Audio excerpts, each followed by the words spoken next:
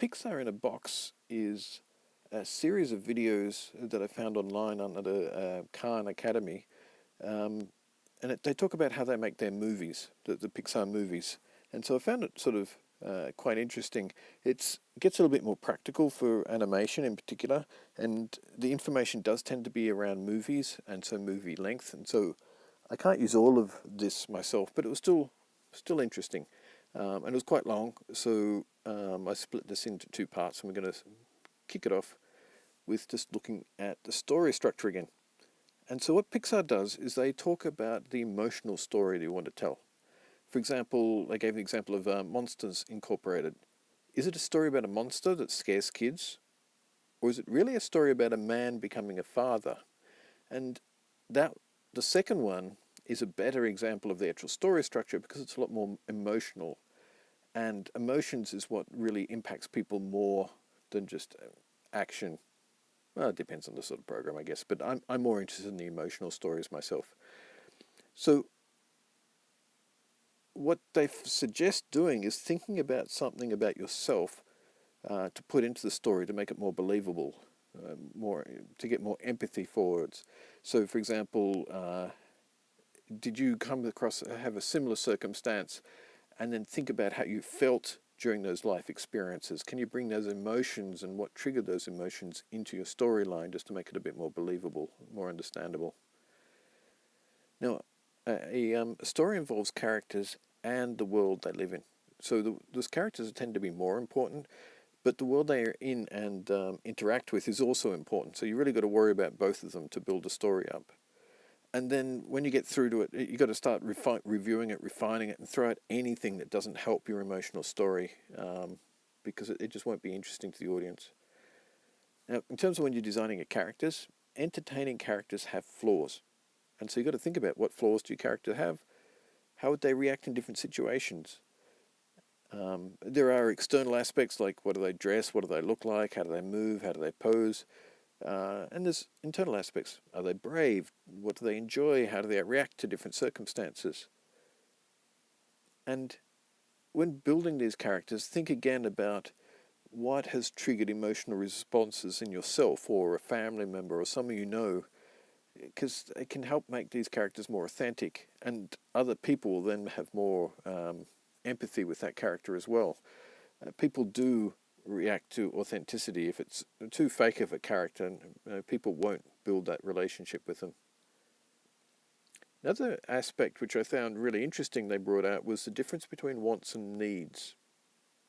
Wants drive us to act, and they tend to be entertaining, but needs are things that drive us to grow or succeed at life, and they're more emotional and tend to be more memorable. And the wants and needs are often in conflict, and that is actually what frequently creates interest in a movie. And so a movie may be about the person growing from saying, well, I want something, to, well, what do I really need though? And as they mature, they should be going after needs rather than wants. So Pixar frequently for a movie will have a very similar story spine structure. And so we'll start off with, and the idea is you fill out the ... with your own phrase. And if you pick a movie you like Nemo. Once upon a time there was a fish and his child, and the mother had been lost.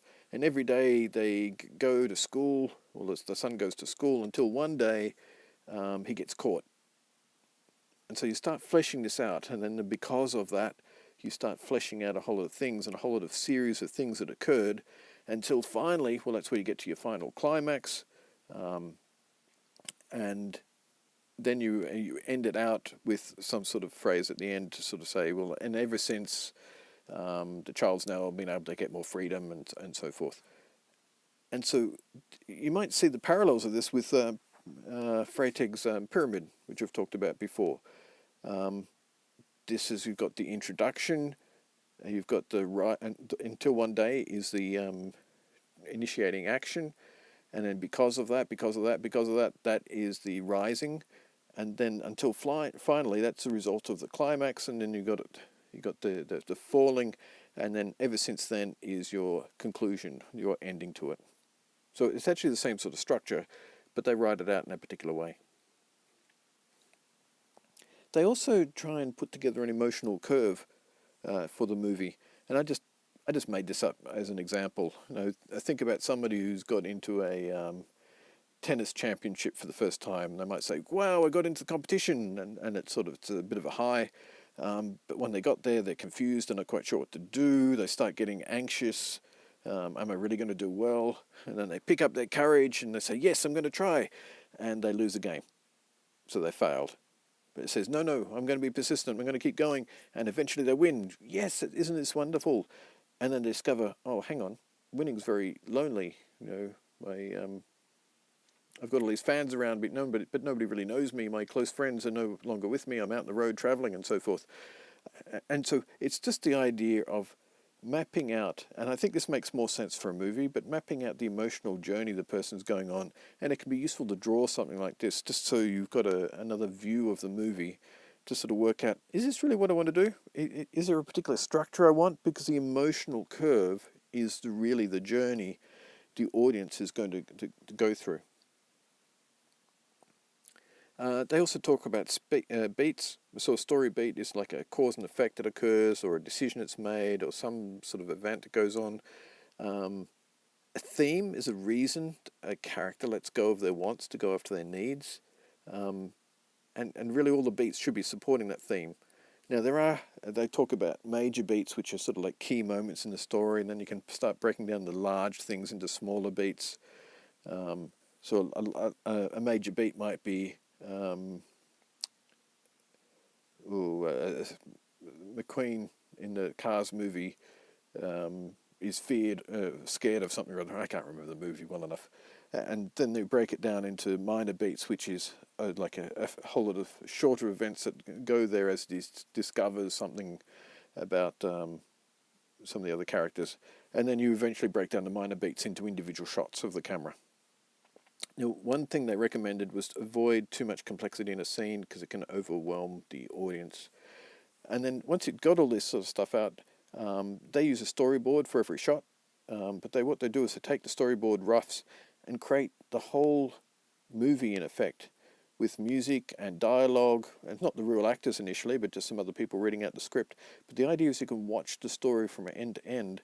And what they actually do is then they just keep adding to it. They'll add the sound effects, they'll add some music, they'll add some, if they animate a sequence, they'll drop that in.